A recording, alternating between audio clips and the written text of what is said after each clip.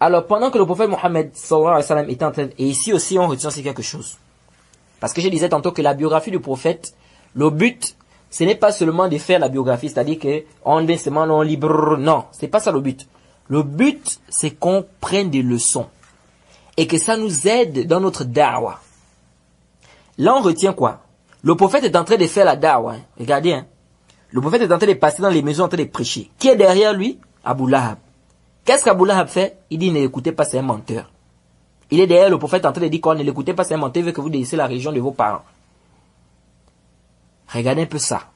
Ce que ça peut faire. Tu es en train de, imagine-toi, c'est-à-dire toi-même, mets-toi un peu dans ce mot au Christ là. C'est-à-dire, imagine-toi, tu es en train de faire la da'wah maintenant. Tu vas dans les maisons des gens, tu prêches, etc. Et voilà quelqu'un qui est vraiment écouté. Il est écouté dans le quartier. On le respecte dans le quartier, mais on l'écoute beaucoup. Il est derrière toi et il dit aux gens, ne l'écoutez pas, c'est un menteur. Qu'est-ce que toi tu auras? Qu'est-ce que tu vas ressentir? Essaye un peu d'imaginer ça. Vous voyez, pour dire que le prophète a été très patient. Le prophète a été très patient. Tu es en train de faire la da'wah. Tu viens, tu dis aux gens, non, voilà ce qu'elle a dit. Voilà quelqu'un qui est derrière toi et dit, non, ne l'écoutez pas, c'est un menteur. Et c'est quelqu'un qui est respecté, qui est écouté. Il vient à tout moment, il dit, non, tu sais ce que tu dis, c'est faux. Quel sera ton mawqif? Quel sera ton mawqif? Qu'est-ce que tu vas faire? Et on va même voir ça.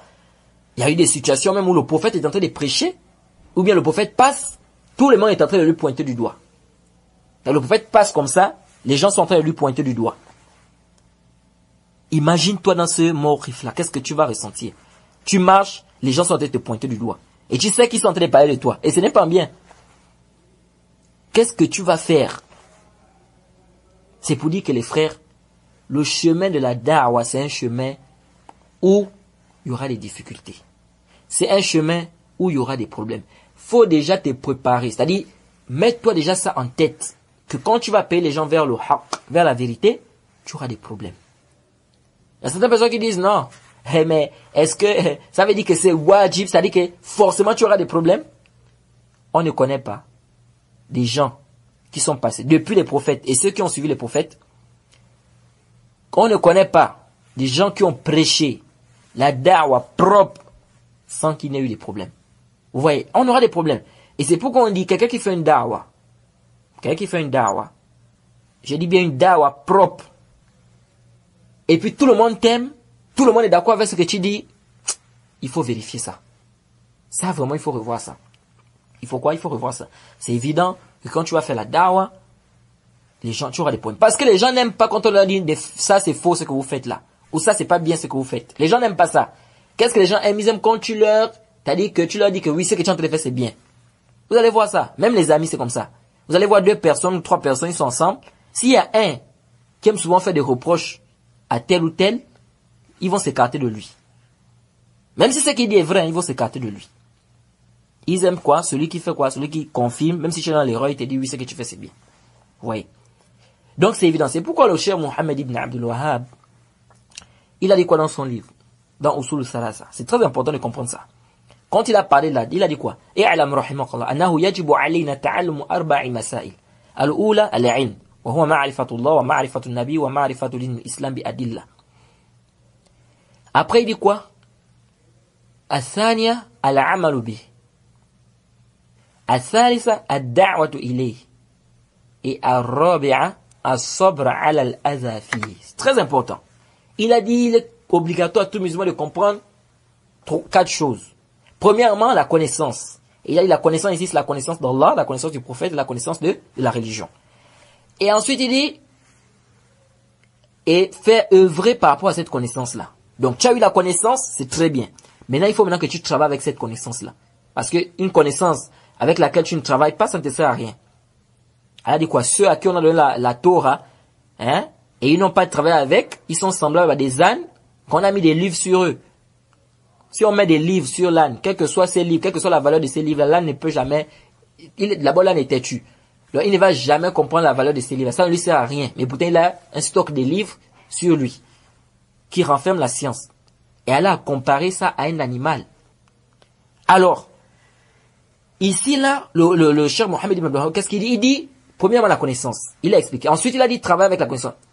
Troisièmement, qu'est-ce qu'il a dit? Qu'on appelle ça, appeler vers cette connaissance. appeler vers cette connaissance. Donc, premièrement, tu as la connaissance, tu cherches d'abord la connaissance. Ensuite, tu travailles d'abord avec cette connaissance toi-même. Ensuite, tu appelles les gens vers cette connaissance-là. Tu fais la da'wa.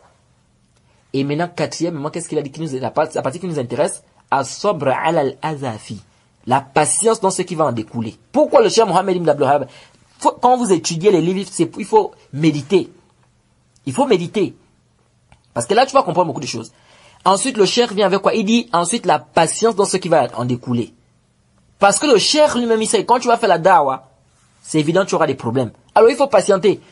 C'est pourquoi il t'amène ce point-là. C'est important de comprendre ça, les frères. Parce que quand tu as compris ça, ça va te donner beaucoup de courage dans ta da'wa. Tu dois être patient. C'est évident que quand tu vas apprendre, tu vas œuvrer avec ta connaissance et tu vas appeler les gens vers cette connaissance-là, c'est évident que tu auras des problèmes. C'est pourquoi le cheikh, ensuite, il a ajouté le quatrième point, sache que tu dois être patient par rapport à ce qui va en découler. Tu dois être patient. Ouais, maintenant, ça ne veut pas dire qu'on va maintenant aller chercher les problèmes. Pour dire non, je dois chercher maintenant à embêter les gens. Comme ça, les gens vont me faire des problèmes et puis je vais patienter. Non, c'est pas toi qui cherches. C'est pas toi qui cherches les problèmes. Mais on dit ceci, on dit que quand quelqu'un prêche le haqq, c'est évident qu'il ait quoi? Qu'il ait des problèmes. C'est évident qu'il ait des problèmes. Et puis aussi, il y a aussi un autre point. Ce n'est pas toute personne aussi qui est combattue dans sa da'wa qui est forcément dans la vérité. Ça, c'est aussi un autre point aussi qu'il faut comprendre. Parce que les gens s'embrouillent. Parce qu'il y a des gens, ils pensent que, comme on le combat, donc il est dans la vérité. Je prends un cas. Les gens de Ahl Sunnah, par exemple, nous combattons les gens des bid'ah. Et nous devons combattre les gens des bid'ah parce qu'ils amènent des innovations dans la religion. Mais est-ce que ça veut dire que comme on combat ces gens-là, ça veut dire qu'ils sont dans la vérité? Là, ils vont dire non, les Ahl Sunnah nous combattent trop, donc nous sommes dans la vérité. Non. C'est pas parce qu'on te combat aussi que tu es forcément dans la vérité. Donc il faut faire très attention ici, il faut faire cette différence-là. Donc ici, on retient de ce hadith que la da'wa, ça va emmener, ça entraîne parfois des problèmes. Les gens vont t'insulter, les gens vont mal te parler, les gens vont dire à d'autres personnes que ne l'écoutez pas. Comme on a dit au prophète ici, ne l'écoutez pas, il raconte n'importe quoi. Toi, tu dois être patient.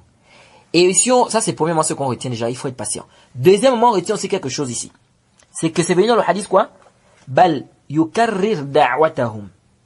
Wa huwa la yaskut. Bal yukarrir da'watahum. Le compagnon ici nous dit quoi? Il dit, le prophète ne s'arrêtait pas, il ne se taisait pas.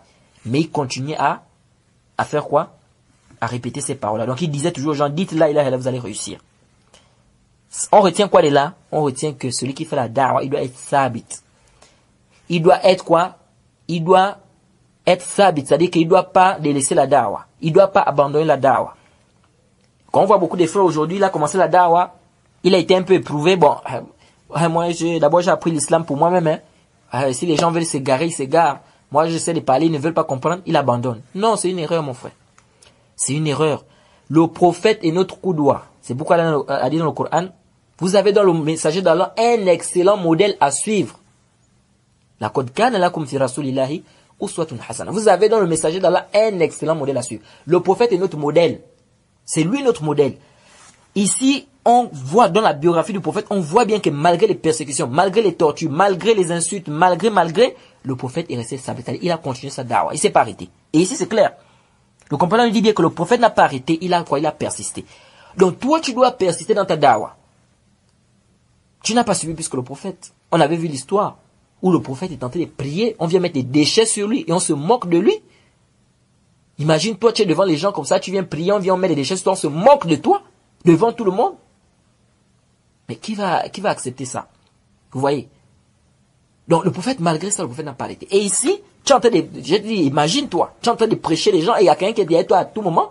Il est là, il écoutait pas son peuple, il vient là, il dit non, ne l'écoutez pas, c'est un menteur. Et malgré ça, qu'est-ce que le prophète fait? Le prophète continue à parler. Le prophète continue à prêcher. Donc ça nous montre quoi ici? On retient ici, parmi les fawaïd, c'est quoi? C'est que le da'i, il doit être sabit, il doit continuer sa da'wa. Peu importe, les gens vont t'insulter, les gens vont parler mal de toi, les gens vont dire qu'il est comme ça, c'est toujours lui, il veut montrer qu'il connaît, il est comme ça, il aime trop dire comme ça, il aime trop parler de ça, il aime trop faire des reproches, il aime comme ça. Toi, tu dois être sabit. Tu dois persister dans ta da'wa. Tu dois persister dans quoi? Dans ta da'wa. C'est-à-dire que tu dois être sabit dans ta da'wa. Ça ne doit pas te décourager. Parce que c'est ça notre problème, le problème qu'on a aujourd'hui. Et moi, je dis toujours ça aux frères, que si on étudie la biographie du prophète bien, correctement, les koutoubs des savants, on regarde la biographie des savants qui nous ont précédés, Wallah, ça va te donner le courage en tant que da'i. Et moi, je m'adresse beaucoup plus aussi aux prédicateurs, aux da'i. Surtout aux prédicateurs. On va vraiment, c'est-à-dire ça va te donner beaucoup de courage, Wallah, ça va te donner le courage. Parce que lorsque tu auras des épreuves, tu vas être éprouvé quand tu vas penser à ce que le prophète a subi, ce que les compagnons ont subi, ce que les savants ont subi. Mais malgré ça, ils sont restés stables, ils ont continué leur da'wah, ça va te donner le courage. Ça va te donner le courage. Tu vas dire, oh, ils ont continué, ils ont percé, allez, on doit avancer. Et tu auras des fruits de ça, même après ta mort. Mais quant au fait, dès que tu as une petite épreuve seulement, tu abandonnes la da'wah, une petite épreuve, oh non, j'arrête, je ne fais plus la da'wah, je ne prêche plus, je n'enseigne plus, j'arrête tout. Ça, vraiment, il faut qu'on essaie de revoir ça, les frères. Il faut qu'on essaie de revoir ça. C'est très important. C'est pourquoi je disais que la biographie du prophète, on n'étudie pas ça seulement pour lire comme ça. Non. On étudie ça pour tirer des profits. Pour tirer quoi? Des profits. Alors, il y a un homme parmi les Ansar qui est venu voir le prophète. Et le prophète lui a dit quoi? Hal min rajulin yahmiluni ila qawmihi. Le prophète a posé la question, il a demandé aux gens. Il s'est adressé aux gens. Il a dit, est-ce que parmi vous, il y a quelqu'un qui va m'aider?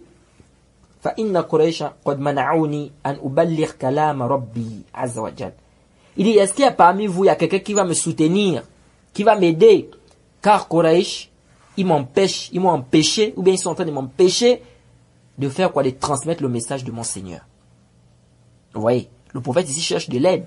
C'est pourquoi quand tu fais aussi la da'wah, c'est aussi bien de faire la da'wah avec d'autres frères. Surtout si tu arrives dans un quartier ou dans un village où les gens sont hostiles. Tu vois?